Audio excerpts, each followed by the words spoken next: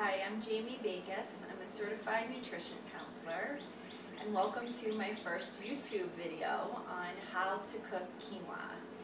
And basically I was inspired to make this video because I have quite a few long distance clients right now who are really motivated in taking the steps to improve their health, but are feeling a little intimidated about cooking the new foods that I'm introducing to them.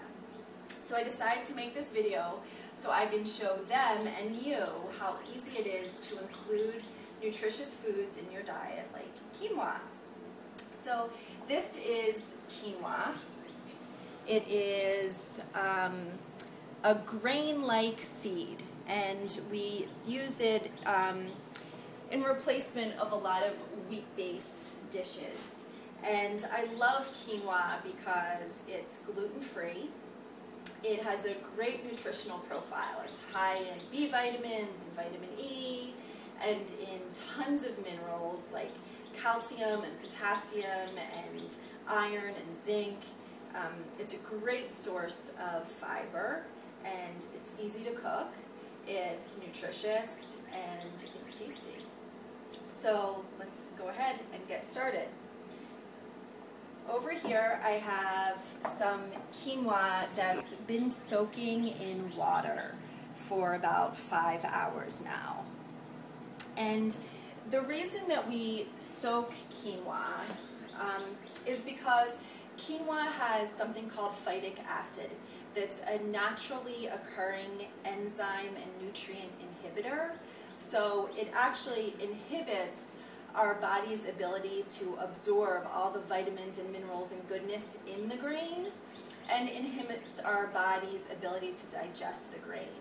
So when we soak the quinoa, it neutralizes the phytic acid, which makes it easier for our bodies to digest and easier for our bodies to absorb all of those nutrients. So when you get your quinoa, you're just going to grab a mesh strainer, and you'll want to rinse the quinoa off first in the strainer, and then just dump it in a bowl, fill it up with water, just like you see here. There's about 3 or 4 inches of water covering the quinoa, and add a little bit of something acidic, like a tablespoon of yogurt, or a splash of apple cider vinegar, or a squeeze of lemon juice to your soaking water. And you can soak your quinoa anywhere from 1 hour to 12 hours. The longer the better. So this quinoa has been soaking for about 5 hours now, and I'm just going to dump it out in the mesh strainer. Run some water in the bowl, just get the last bit of grains out, and then give them a good rinse. Shake out some of the excess water. We'll just put it in the bowl as we carry it over to the stove. So I have my stove heating up, the pan heating on the stove. I'm going to dry toast the quinoa before I actually cook it. So you don't need any oil or anything in the pan, just a pan over medium-high heat. And the reason that I like to dry toast the quinoa after I soak it is because it makes it a little bit firmer.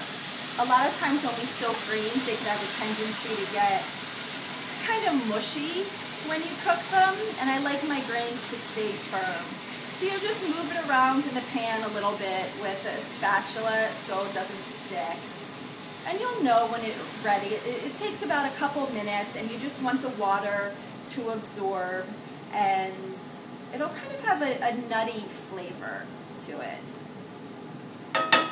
So while we're dry toasting the quinoa, we can start boiling the water. So you always want to use double the amount of water to grain, maybe a little bit less if you've been soaking your grain. So I have a cup of quinoa here, so I have 1 cup of water boiling here with a pinch of sea salt. And when this water comes to the boil and when the quinoa is ready, you're just going to take your quinoa and dump it right into the boiling water here. You're going to bring it back up to a boil, put the lid back back on, lower your heat to a simmer, and then set your timer for about 13 minutes. It can take your quinoa anywhere from like 13 to 17 minutes depending on your stove. So set it for 13 minutes and then check it. And we know our quinoa is done because when we check it, as you can see here, I already made some, and you tip the pan over, there's no water running out of it. So our quinoa is ready. I let it sit for a couple minutes. The heat's turned off with the lid off of it, and then I'll fluff it with a fork, just like this. And our quinoa is finished. I did just want to tell you too, if you don't have the time or the desire to soak your grains, at the very least, just give them a good rinse in your mesh strainer and dry toast them before throwing them in with the boiling water, and that'll help neutralize the phytic acid a little bit. So after your quinoa is done, you can add a really simple dressing. My favorite is lemon juice and olive oil. Toss it with the quinoa, add some veggies, maybe some herbs, some nuts and seeds, and you have a really yummy side dish. If you want to include quinoa in your breakfast, you can make a sweet breakfast bowl. You can add some almond milk or coconut milk and some fruits, a little bit of maple syrup, a little bit of cinnamon, some nuts and seeds, and you have a really protein-packed, energy-rich breakfast. So it's really versatile. For more information on the work that I do regarding digestive health and in regards to gluten-free and allergy-free eating and living, you can check out my website, harmonyhealthandnutrition.com. You can email me at harmonyinyourlife@gmail.com or find me on Facebook. Again, my name's Jamie Bakis. Thanks so much. Happy experimenting.